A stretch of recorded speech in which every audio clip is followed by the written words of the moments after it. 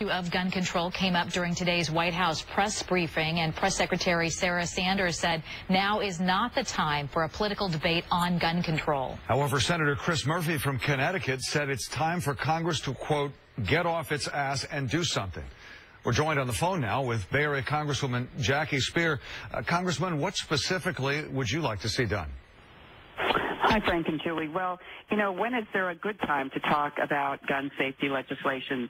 The only time we seem to even give it a passing glance is when some tragedy befalls a number of Americans, whether it's children in a Sandy Hook school or the concert goers in Las Vegas.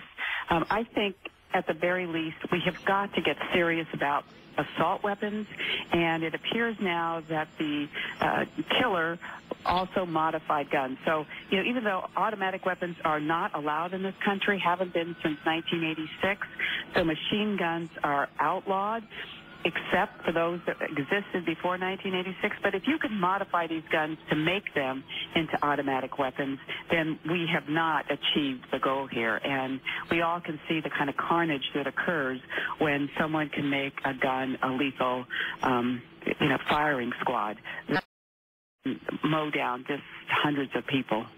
And tell us about a vote. There's a vote coming up in the House about gun suppressors or silencers. What can you tell us about that? Yeah, I can tell you that this is the ultimate fantasy dream of the NRA. They chocked full of these two bills, all of their wish lists for the last 5 or 10 years. So among them is a provision that would no longer restrict what are called silencers or noise suppressors. And it would also, make them, the registry that does exist in the country would have to be shredded. Now, if a state has a law that prohibits silencers, as California does, that would be handled separately. But again, it's weakening the rules that are on the books. The rules on the books on a federal level are really quite meager.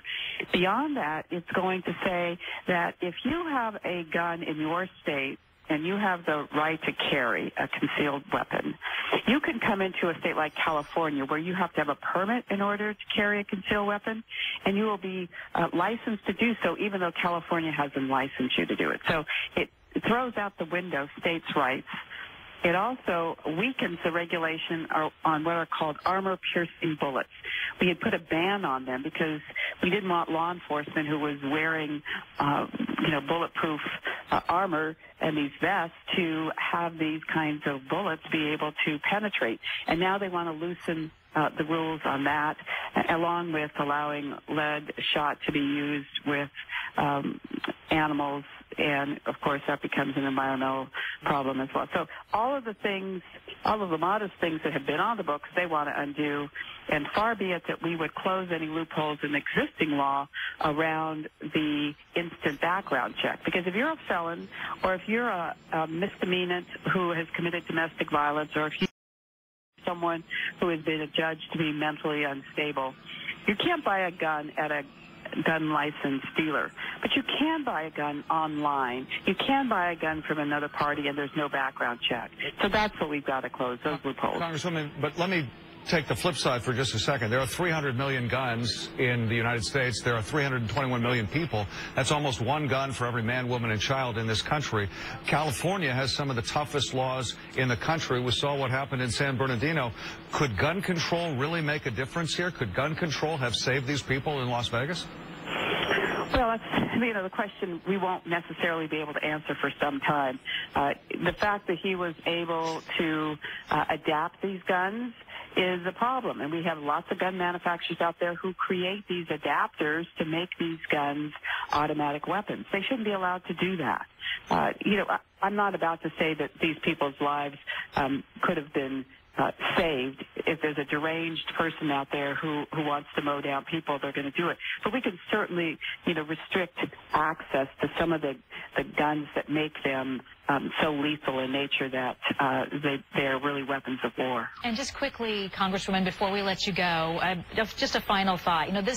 What happened in Las Vegas is so frightening on so many levels. That's just created so much fear throughout the country. Are we getting to the point where we're sort of getting desensitized? We're seeing more of these. It's obviously shocking and horrible what happened last night, but is this the new normal?